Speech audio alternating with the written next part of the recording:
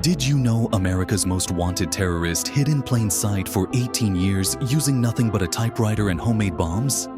On May 25, 1978, Northwestern University security guard Terry Marker opened what seemed like an ordinary package. The explosion that followed made him the first victim of the Unabomber. For nearly 2 decades, Ted Kaczynski waged war against modern technology from his remote Montana cabin.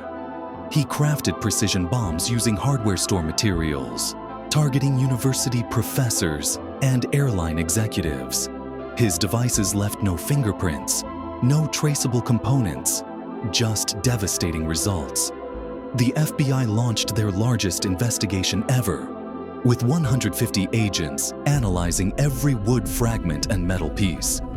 Kaczynski demanded newspapers publish his 35,000-word manifesto, threatening more attacks if they refused. The breakthrough came when his own brother recognized the writing style and contacted authorities.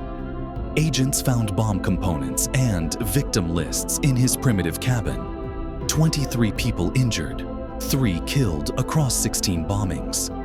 The longest domestic terrorism case in U.S. history, ended by family betrayal.